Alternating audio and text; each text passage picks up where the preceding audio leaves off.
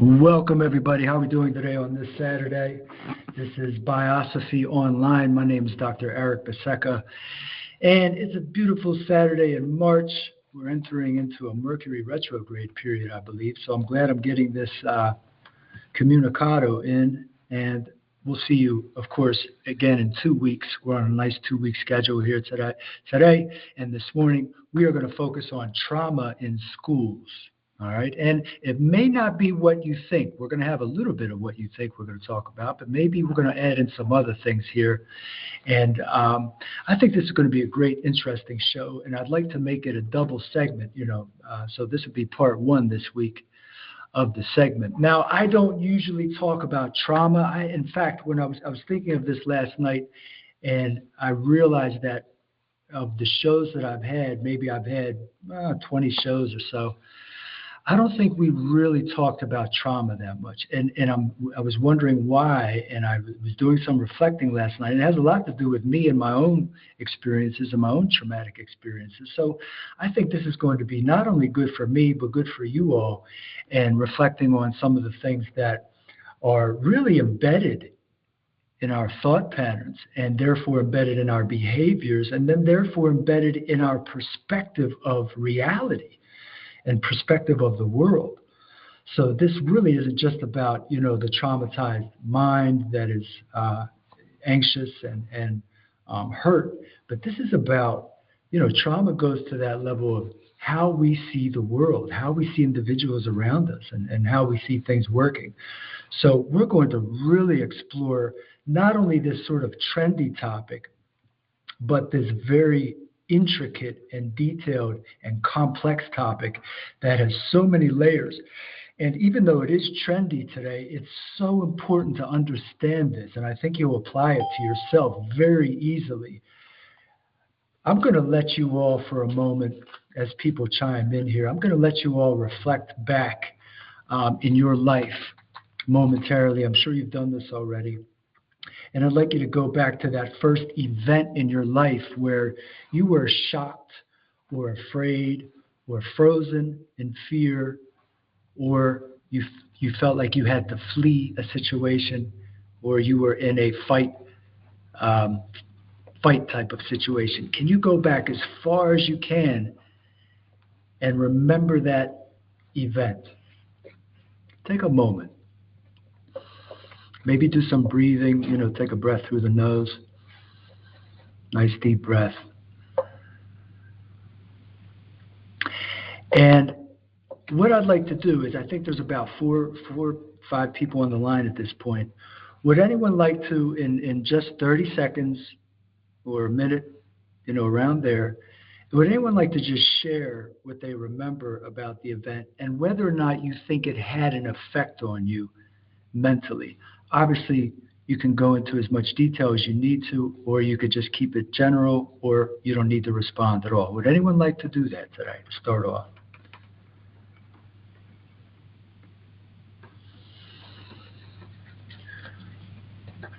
All right. That's okay. Not a lot of takers on that one.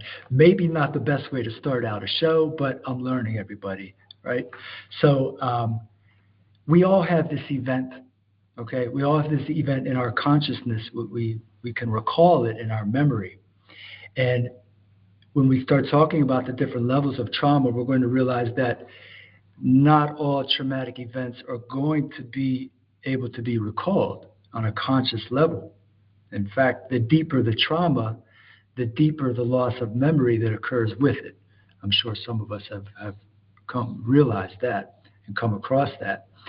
Going all the way back to our original trauma, which ironically and very significantly, we all experienced in a very similar way as a collective species.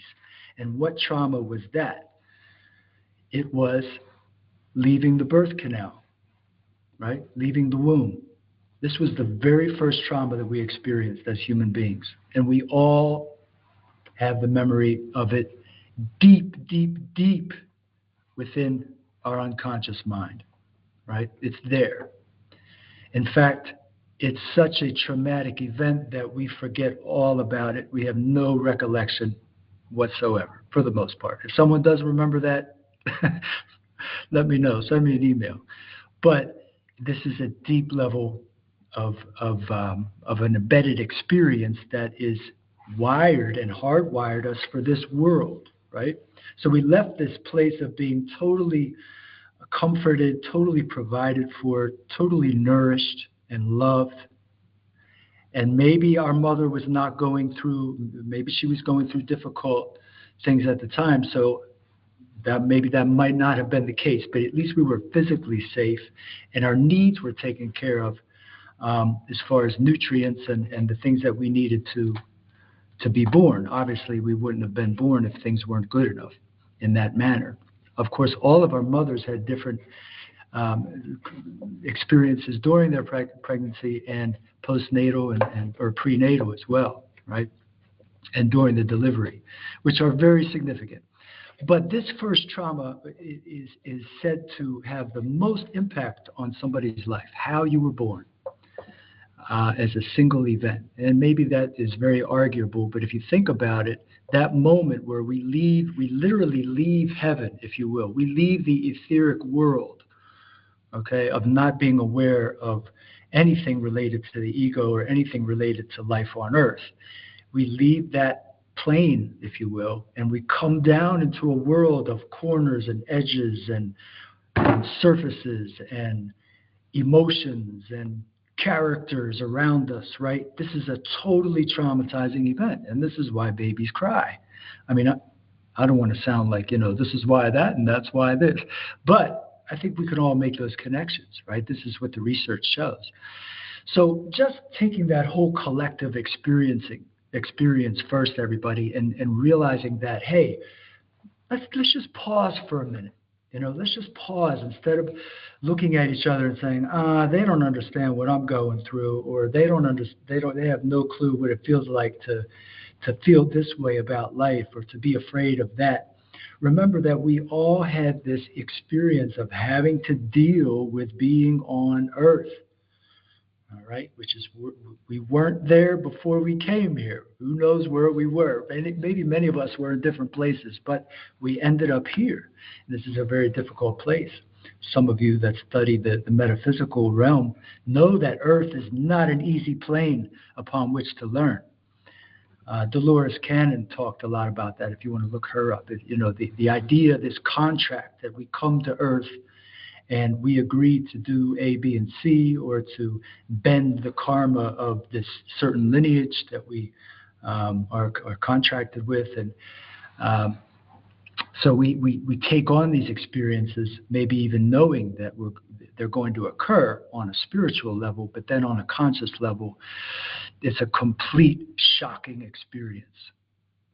Incidentally, we know the major trauma responses, that is trauma, that is the response, emotional response and behavioral response of trauma, there's about 6 or 7 of them, but the main ones are fight, flight, freeze, and the last one is fawn. We're going to talk a little bit about what fawn means. It's very interesting. We're going to apply it to the schools, and we're going to mainly talk about trauma in the schools today, because we could talk about trauma in all realms of society. Of course, one could say that this is the age of trauma. We are right smack dab in the middle of an age of trauma in this cycle of time, if you will. So it is the time to talk about it, and it is certainly occurring in our schools.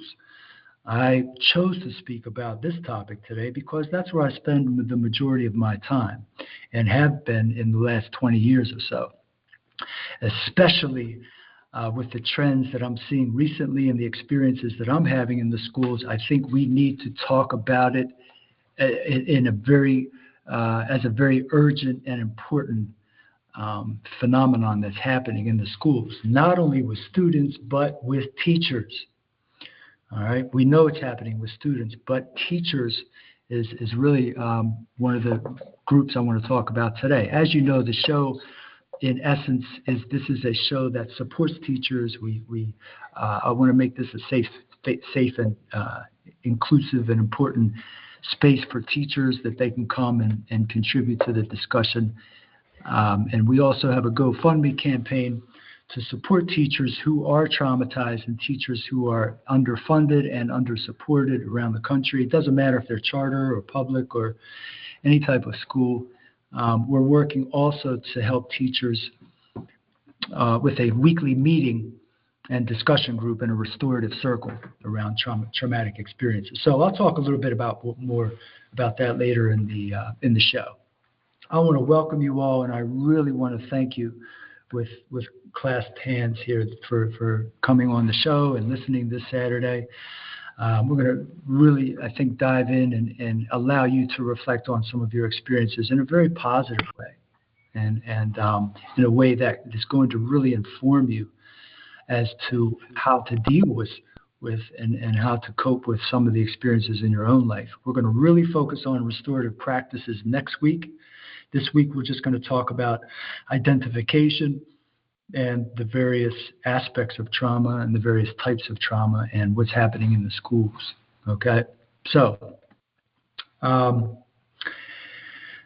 well, let's take a look here at sort of a piece that gives us some important information as to where to start with our schools. These days, according to the 2024 study, up to 2/3 of the U.S. children have experienced at least one type of serious childhood trauma, such as abuse, neglect, natural disaster, or violence, experiencing or witnessing violence, that is.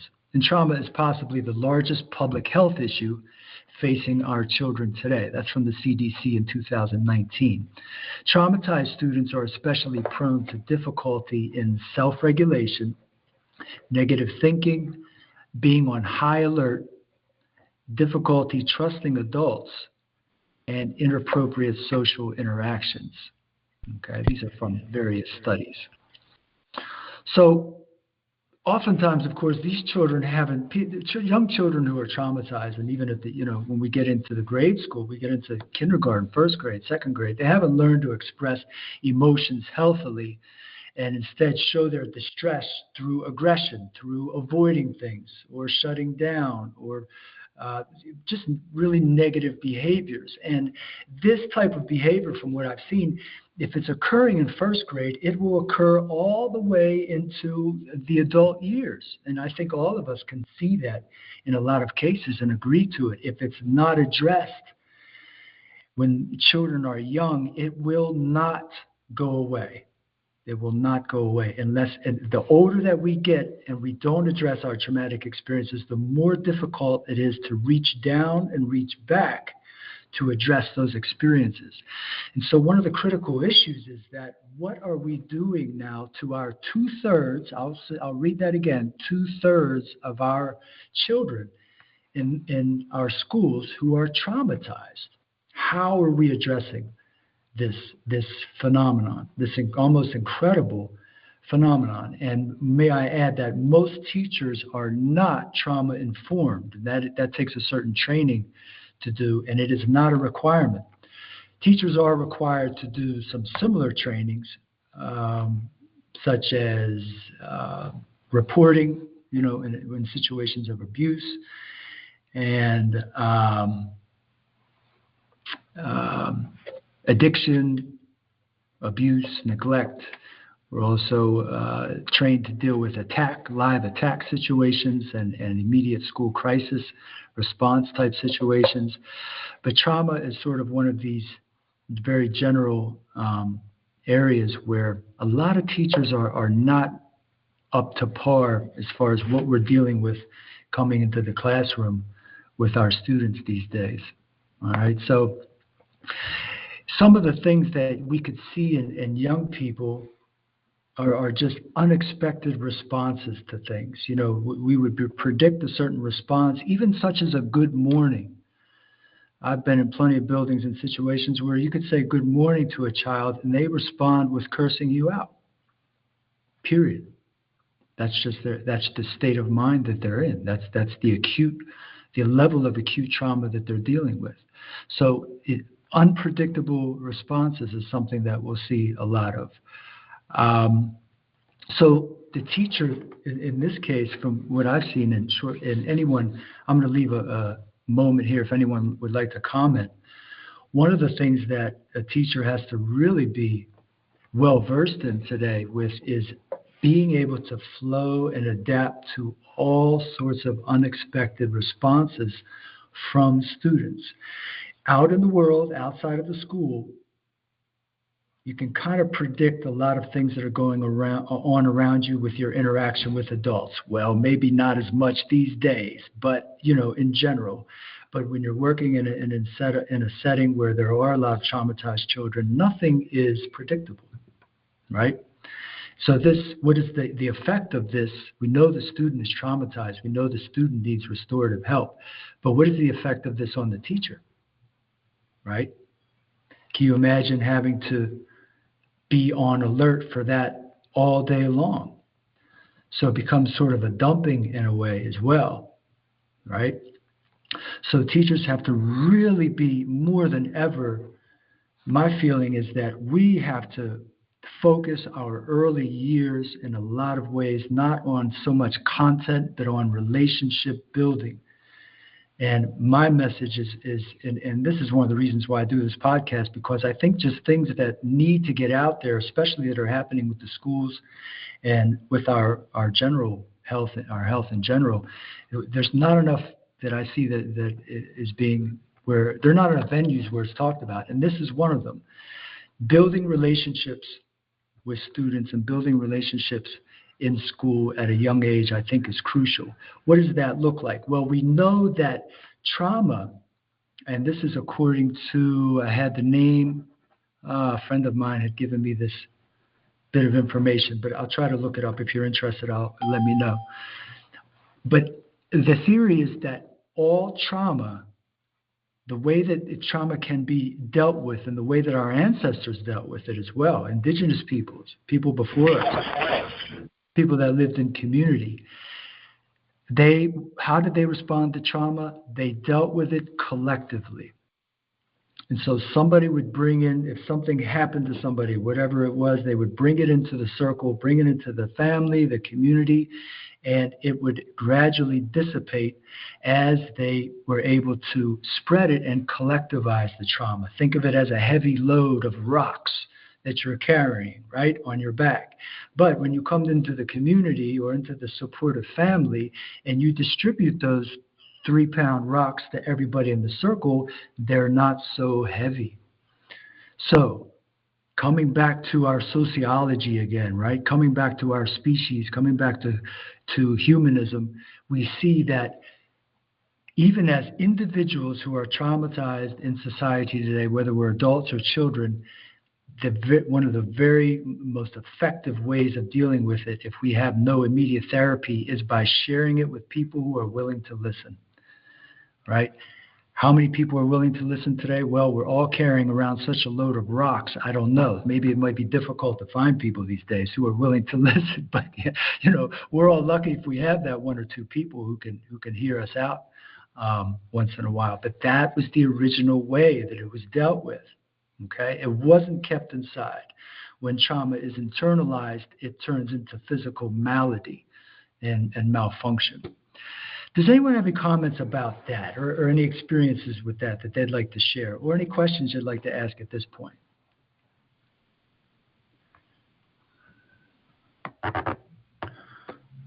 All right. I want to thank all of you for being on the line. And you know what? I'd like to take a moment and do what I do best, and how I deal with my own internal issues and traumas, maybe inside and out of school. Incidentally, before I go on, I think one of the major points to stress here is that when we were growing up, and I mean, I'm in my mid-40s, and my generation and maybe older than my generation, it seems to me that trauma was something that occurred for the most part outside of school.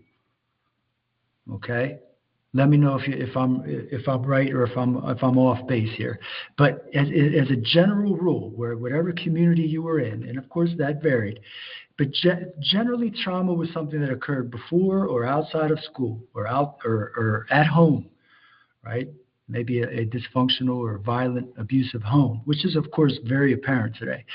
But the difference is today with Generation Z is that trauma is occurring in the school.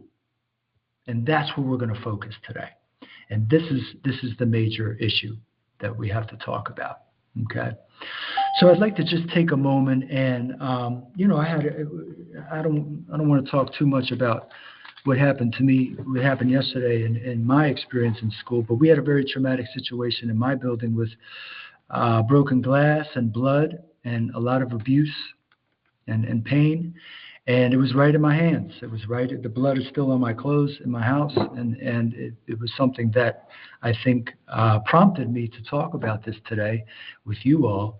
And I want to thank you for helping me in a way by being on here so that I can talk about, or at least, get out some of that emotion that I have. But it is very real, and it is happening on a daily basis in our schools. So let's take a moment and I'd like you to, if you can, join me and just take a deep breath and slow the breath down, because this is our first and best friend when it comes down to dealing with negative emotions, is our breath. It is the spirit, it is the God that is within us, that is always around us, within us. And when we breathe, when we consciously bring that presence into us, we become whole again. And the breath makes us whole as we become conscious of it, bringing it down to the belly, through the nose. When we breathe through the nose, we influence the working of our brain. We influence all the neurological processes and pathways, and we connect those with the hormonal makeup in our body, which all of it helps regulate our emotions. As we breathe down to the navel, that navel, that belly button that we call comically, maybe in our language, is a umbilical cord to the cosmos. It literally connects us with the cosmic mother, our source. And when you bring that breath down to the navel, you're breathing into your energy battery. You're breathing into the cosmos. And you're connecting with that energy source. And when you exhale, maybe you can look at the third eye. This is the way to bring that consciousness to the higher self. And so we connect with consciousness on the inhale through the umbilical cord. And we connect with the higher self on the exhale by gazing at the third eye.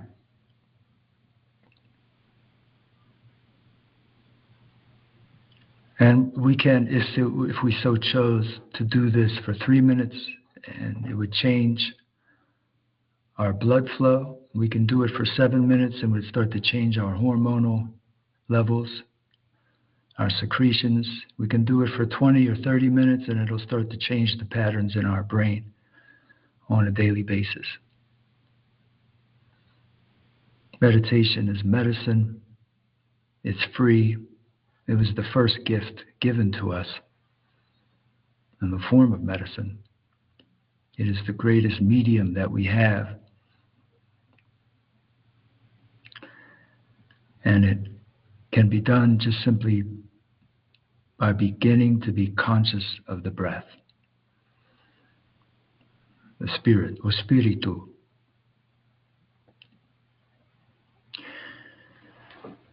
And so I encourage everyone to keep a regular practice for themselves and meditate daily, if not twice a day these days in the age of trauma. And maybe take a moment here for a child in your life, or a child that you know, or maybe a child that you don't know, maybe the child that I dealt with yesterday, the 15-year-old who was badly hurt.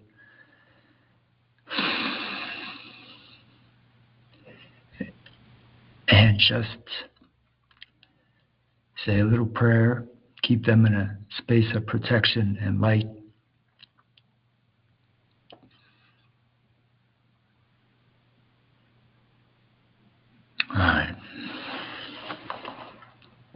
Amen. Ashe.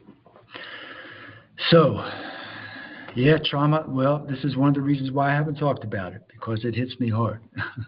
But I think, this is one of also the things we all need to talk about is the fact that this might also be a teacher for us.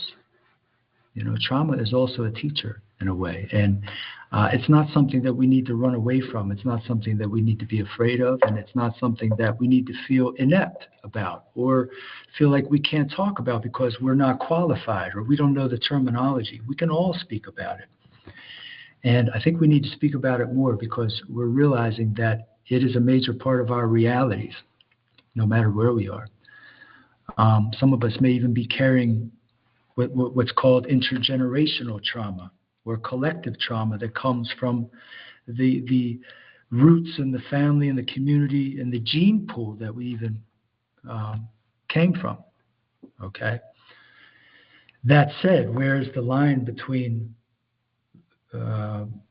existing in a state of trauma or always focusing on your own trauma and moving on from it, right? Gaining a growth mindset and being able to keep it in a certain place where it doesn't harm you anymore.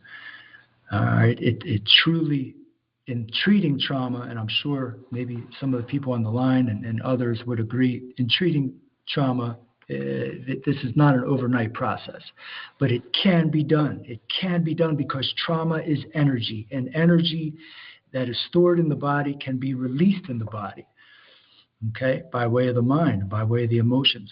And in some cases, it's a lot of work. It's a lifetime of work. I think most of us are in a lifetime of work as far as ridding ourselves of intergenerational, collective, and personal karma, which is traumatic. Okay. Now, I was kind of more of a bootstrapper back in the day, where I was always like, people complain too much, you got to be tough. I got to be tougher. They got to be tougher. We just got to deal with things and learn from them and move on. But I've since learned that traumatic experience is very important, and it's no mark of cowardice or no mark of weakness to be able to admit that you have some trauma that affects your everyday behavior and your perspective of the world, okay, beginning with your birth. So the National Child Traumatic Stress Network identified 7 domains of impairment with children who are exposed to trauma, and those are 3 of them are biological, so literally you're biologically affected by those, and the rest of them are emotional, such as attachment and detachment. You'll see children who become strongly attached to something and obsessive with it if they learn to trust it. It could be a person or a thing. Or they totally reject and they totally detach from it and cannot find any way to relate or interact with that person or thing. And that's usually the case. The latter is usually the case. But it really leaves a problem with relationships, because people who are traumatized cannot live in that area of balance where they know how not to be detached or attached. Okay, so there's a lack of emotional regulation. There's dissociation, okay, which is not being in a place of your mind where you're not dealing with anything around you that is. I have a lot of students like this, boy. I can tell you over the years, in both suburban, urban, all socioeconomic brackets, we have a lot of children who are in this place of dissociation where they are not able to be present in the moment and deal with the emotional energy or content that's around them. And I think technology might have a lot to do with that, right, when we look at our phones. But trauma is certainly the original, possibly the original cause of it. A lot of behavioral control issues. Okay, we're talking about very dysregulated behavior and cognitive processes that are at the root of the behavior. Okay, so it starts with the mind and the self-concept even. Okay, we have the self-hate and the identity issues that are huge these days that are associated with trauma as well. Okay, so I had a student, one, for example, and I learned a lot about trauma working at the Juvenile Justice Center in Philadelphia. I worked there for about 4.5 years, and that was really the point for me, the pinnacle that turned me in the direction of really understanding the depth that such a large portion of our society has with this. And so I remember one of my first experiences, and I had quite a few, was a kid who couldn't have somebody standing behind him. It was just, he would freak out. And I thought it was like one of these things where, oh, you roll your eyes and say, oh, get over it. But these types of things were very real for a lot of young people that went through horrendous and horrific experiences in their lives. And so we have just a small thing like that, being triggered by having somebody stand behind him. He would grab a pencil right away to defend himself. So we're talking about extreme, severe mental illness, okay? And we can't separate that from what we're talking about here. So trauma is not just a trend, right? It's not just a trend. Does anyone have any comments about anything they'd like to share so far that's related, or anything remotely related? Yes, I would. As you were sharing, a thought came to me, and we'll see how it incorporates and resonates. I was a classroom teacher in Philadelphia for a number of years, and during that time, I opened a school store for the students so that they could purchase pencils and pens, crayons, things like that, notebooks, and the proceeds would go to the Home and School Association. So I would work the school store for about 15 minutes in the morning before school actually started at 9.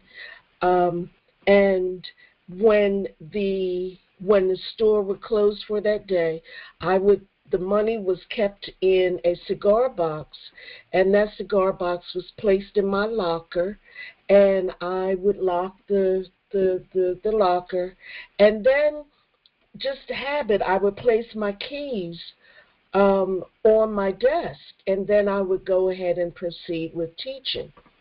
This one particular day, I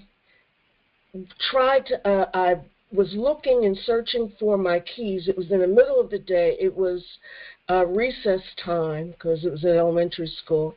And I was searching for my keys because I wanted to go in and get something. I couldn't find them. And I'm like, well, did I leave them in the locker? So I opened the locker and saw that the money box for the school store was missing. And I'm like, oh my goodness. So after the conversations with students, they let me know who took it, what, and where, and I was livid.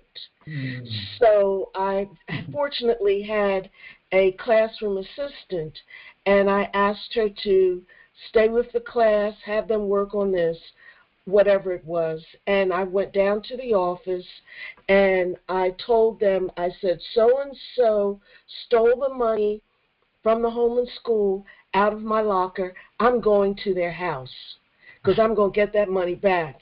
And so, because I was livid. So there was a home and school representative in the office at that time and said, I'll go with you. So we walked to the students' homes, about maybe 2 or 3 blocks away, rang the doorbell. The mother answered the door, and I explained to her who I was. She invited me in, and I shared with her what happened and, all of the circumstances. And I was expecting her to get really upset and angry at her son for doing that. But instead, she burst out in tears. She started crying hysterically. Mm. And so at that point, we were able to negotiate and what have you.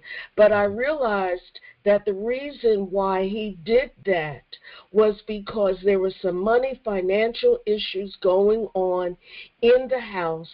He Mm. saw that money. He said, "This is a way that's going to help my mother." Mhm. Mhm. And then went on from there, took it to her. Thanks for sharing, Dr. Ali. It's such a great reminder that I've had quite a few myself. That there's always another side. There's always a motive, and for something like that, it reminds us that often our our young people are responding to what they see, or responding to an opportunity around them that might help somebody else in their life, especially in situations that are dire like that. There's no doubt about it. And you reminded me, by talking about, I think that you mentioned the social worker or one of the groups in the school. Today, more and more, I mean, now, 10 years ago, you didn't hear of some of these groups, but today in a lot of schools, especially certain socioeconomic brackets or alternative programs, or maybe just regular public schools, but there are a lot of liaisons and positions that deal with students who are homeless, students who are neglected and abused, and students with emotional problems. There are a whole assortment of places. So that is one thing I will say, that if you go to a building, and oftentimes I think maybe as time goes on, especially with this administration, you're going to see less of it is going to be funded. That's for sure, because it comes through a certain bracket of money that I'm sure we can all make that connection to, more social service oriented channel of funding that's not coming in. In fact, we just had a vote down here in Buncombe County that was a 4% decrease in the schools next year. I hope other schools don't do worse than that, but that's a big one. That's no raises for teachers. That's no funding for a lot of Title IX things, and it's no funding for a lot of the groups that I just mentioned and individuals that are working in the schools. So, I know we're seeing this around the country, and this is another reason why this show is important. It's something that I want to, discuss and integrate. That is what's happening around the country. I don't like politics. I don't like getting too political, but we can't keep it out of what's going on, because it's not in a vacuum, right? Trauma doesn't exist in a vacuum, and nothing else does. So, thanks for sharing, Doc. And I want to give thanks for the rest of you on the line here. This isn't an easy topic to talk about, but it is one that if you don't understand, or you're not familiar with today, in just general nuanced conversation, you're going to find that you're missing something very important. So being informed about trauma is something that is crucial in today's society. Whether you're working in the produce department in a grocery store, a teacher, or you're a CEO of a company, you have to be able to understand our societal trauma that's happening right now, right? Now, where is the line drawn, right? I think that becomes one of the major discussions, and even one that I internally have with myself. Are we traumatized by who's elected president? Are we traumatized by someone who yells at us in a gas station? Where does the word trauma, when is it applied in situations where it doesn't quite match or fit the bill? And I think that becomes a very interesting place and point of discussion. I'd like to read you this little, well, first, I wanted to identify this type of trauma, which is, there are quite a few, and I mentioned some of them: chronic trauma, acute. There's trauma bonding, when people meet and are friends on the basis of their common traumas. That's very common today. And is a very interesting situation. But we also have vicarious trauma. So there's a ton of types of trauma now, right? Because we all know people make money from trends that are happening in social emotional education and phenomenon that are hurting society. There's always money to be made from it, but I'm not saying that that's the case here. I want to bring up this one, because I think that it's maybe a little bit more subjective. Vicarious trauma is emotional residue of exposure to other people's trauma that they told you about. Okay?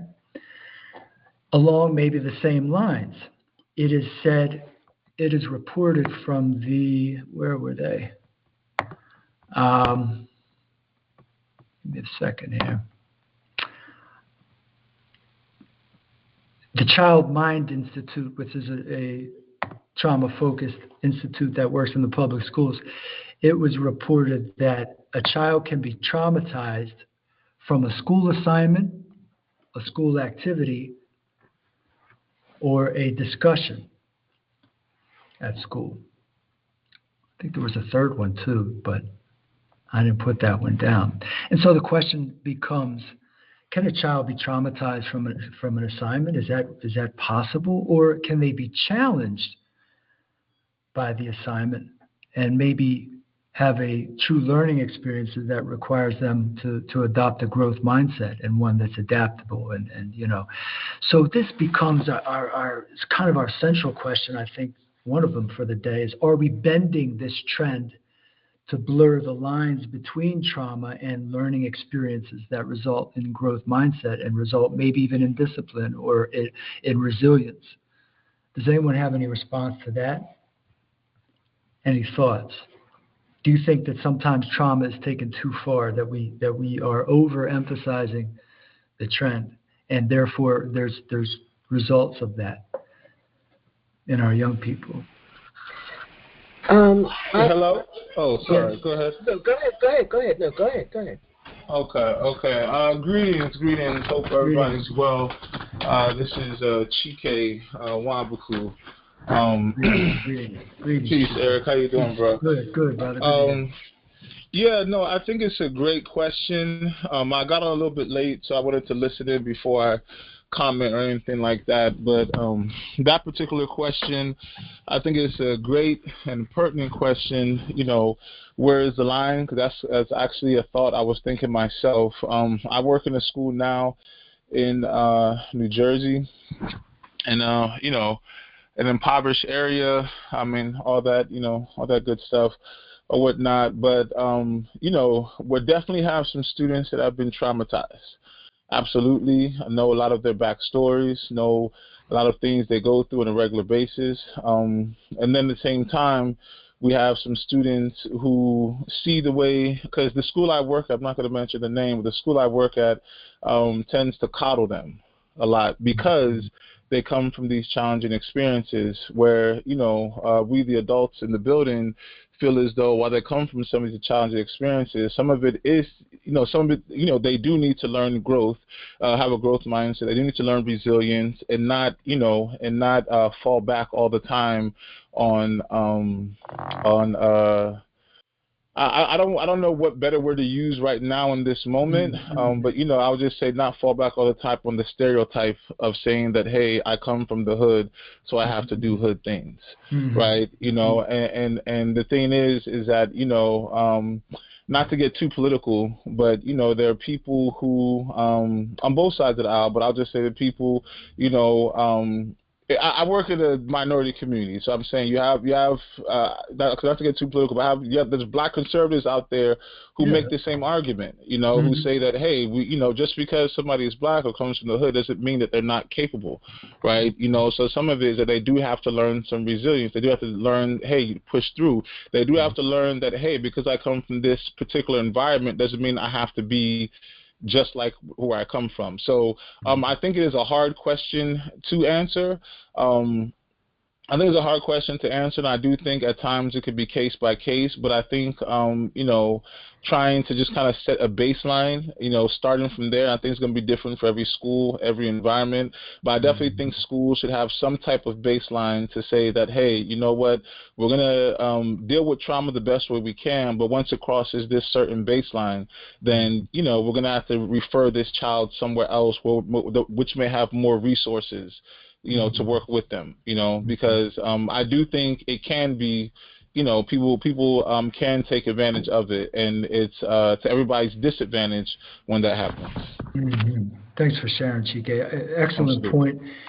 And I like that you use the word coddled. And, if we were to look that word up, I believe it has to do with being overprotective in a lot of ways. And I can honestly agree with Chike and say that this is also happening in the schools. So this is our reaction, I think, to trauma on an institutional level where we're saying, oh, this is all in front of us, so we're going to react to it, right? Just like we do to everything else, seemingly, these days. And we end up going too far and coddling, maybe you can use other words as well, a lot of children on the basis of them being victims of trauma, right? And I think victim also becomes an important word too, because when one internalizes that they are a victim into their identity, when one integrates that into their identity, whether it's about racial prejudice or something else, maybe sickness or family life, whatever it is, what is the result of that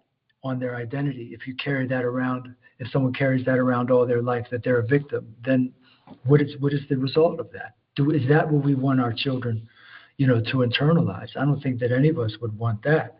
We do want to promote resilience and strength and all the things that come with responding to trauma instead of reacting to it.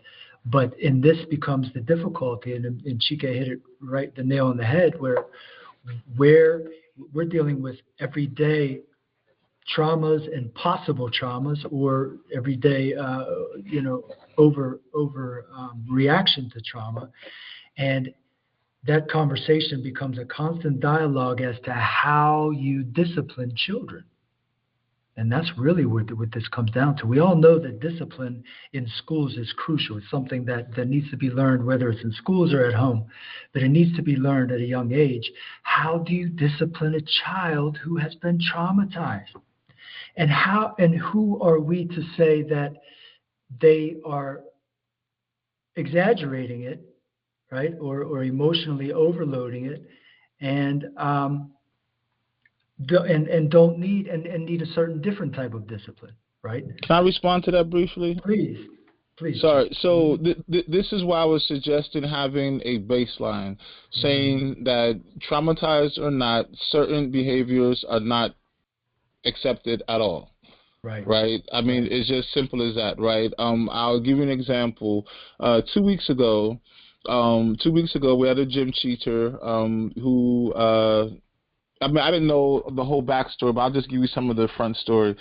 2 weeks ago, we had a gym teacher who was trying to get a student out of the gym. He was collecting basketballs and was saying that, the student needs to get out the gym. The student wasn't listening to him, blah, blah, blah. He tried to go to the student. The student tried to run away. He grabbed him. He grabbed by his book bag, and the student slipped out of it, and he threw the book bag on the floor. I guess they had some type of previous, tension or something like Mhm. that. I don't know, Right, and right. long story short, the student, I guess, felt triggered by that, and was saying something to him. The gym teacher said something else to him. They said a couple of things to him, and the student smacked the teacher. Oh yeah, yeah, exactly. The Mhm. student smacked the teacher, Mhm. and like I said, I wasn't there. This is just from hearsay. I did speak to the teacher himself, Mhm. but long story short, the teacher was let go, was fired, and the Mm. student was suspended for 9 days. Mm. Mhm. Right. So, Mhm. to me, it's just like, and they, people have different perspectives on it and things like Mhm. that. And some people are just like, hey, well, this student has trauma. He has trauma, and Right. he said something to the teacher said something to him. I was not there. I don't know. Even the teacher, Mhm. when I spoke to him afterwards on the phone, he didn't mention he said anything that he felt was triggering, but I wasn't there, so I can't say who's telling the truth, who's not. I just know that if it were me, I would say trauma or not, if you put your hands on a teacher, you're either getting expelled or Mhm. you have a serious set of consequences that will instill fear in the rest of your student Mhm. community that this is unacceptable, Mhm. right? Mhm. So all I'm saying is like having a baseline of saying Yes. that We're going to deal with trauma the best way we know how. Everybody has their own level or degree of trauma, things like that. However, certain things are just unacceptable whether you're traumatized or not. And if it was that you were triggered because of your trauma, then we'll refer you to a place that has better resources to deal with you. Or to, I don't want to say deal with, it doesn't sound a certain way, but it's like better resources to help you. But if we just have a baseline, say certain things are just unacceptable regardless. Yes. Absolutely. Excellent suggestion. Yes. Thank you, TK. I like it, the baseline strategy. You need a baseline. You need a place where we all come together on it. I would add in another one in addition to that, one that we particularly need, and that is a restorative circle at the beginning of every day of the school year. And too often, I've seen in the last couple of buildings and last couple of schools that I teach, there is just report to class, go to homeroom, or go to first period as soon as you come in the door, make no connection with anybody on any type of level whatsoever except getting your bag wanded, and go and show up to that first period. We are in an era where that has to stop.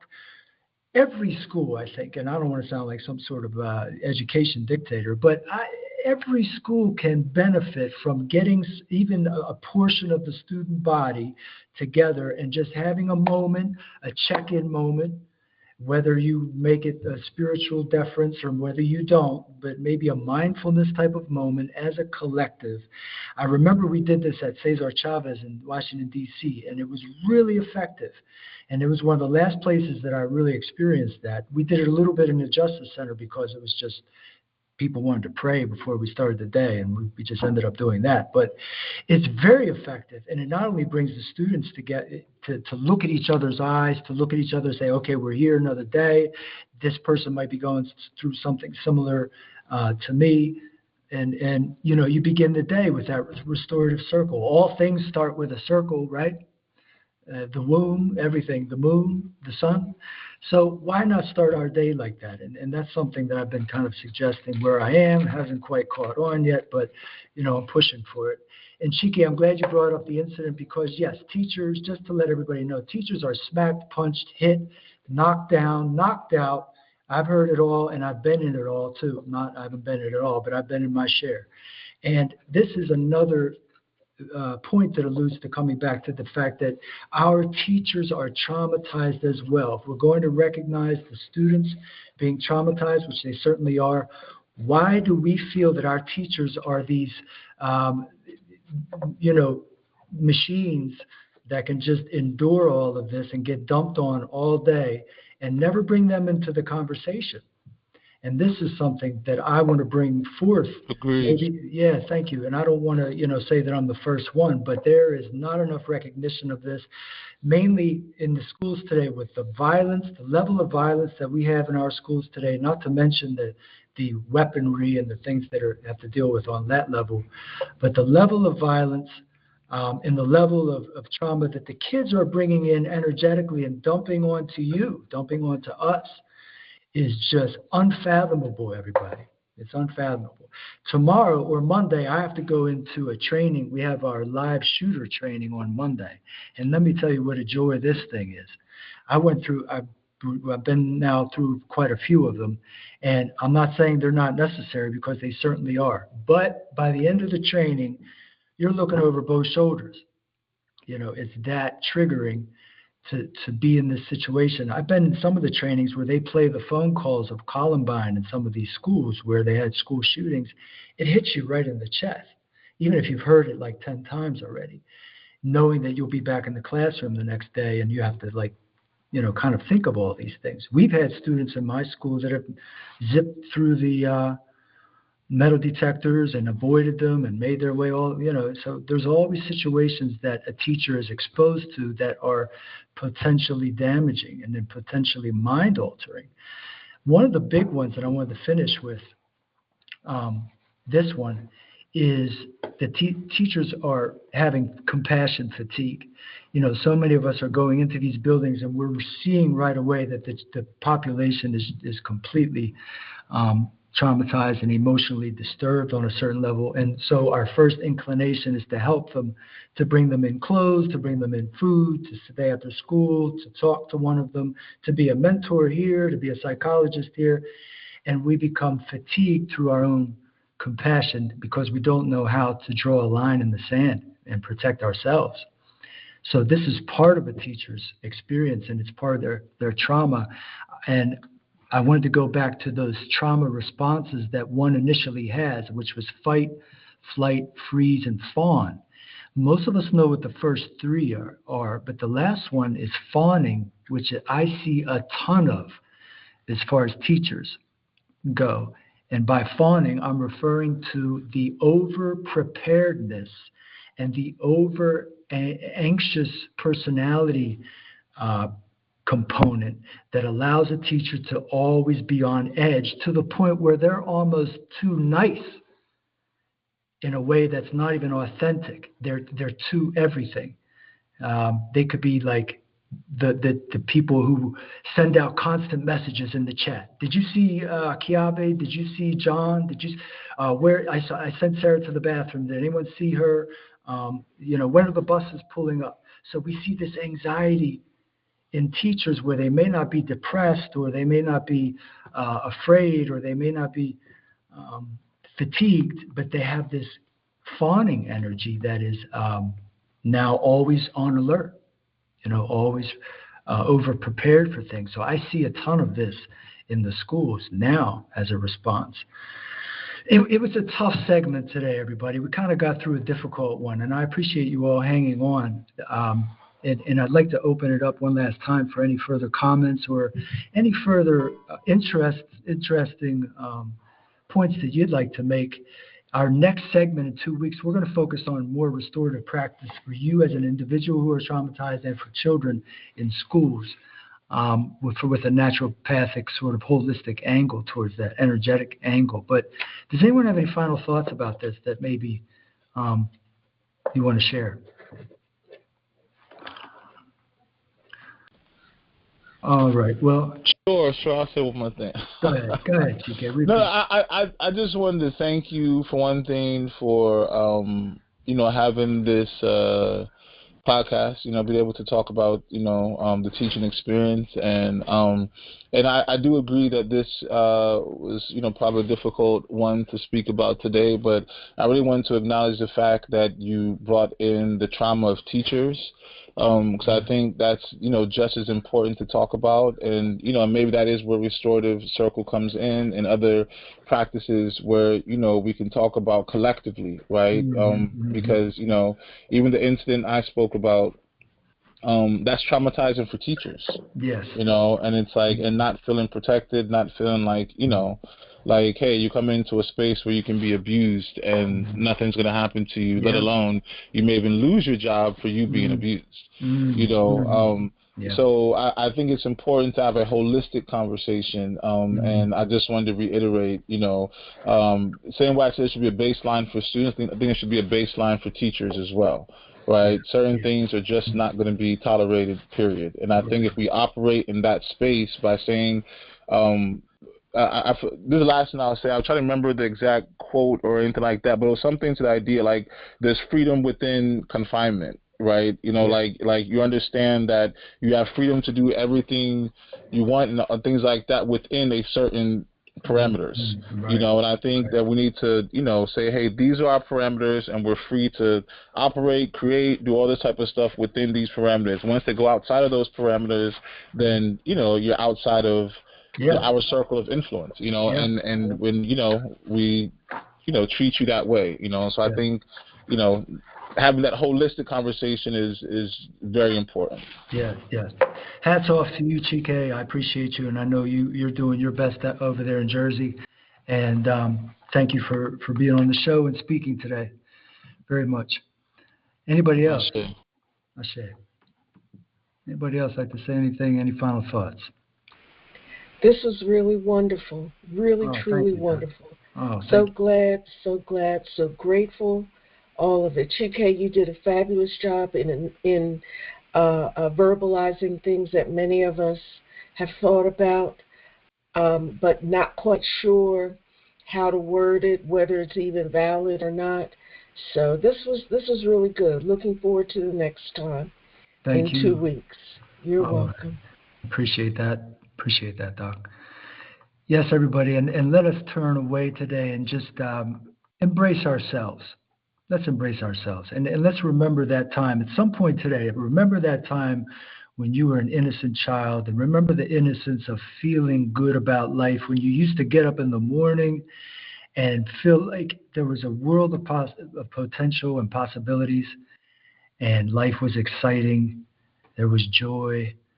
Let's bring that thought into mind. Remember that one. And let's carry out with that thought today and heal our own wounds in a way, okay?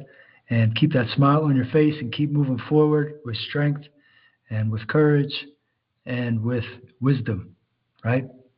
Much love, everybody. I'll see you in 2 weeks. Thank you all. Peace. Peace and blessings. Thank Peace you, and blessings. Doc, as well. Thank you, Chike. All right, peace, y'all.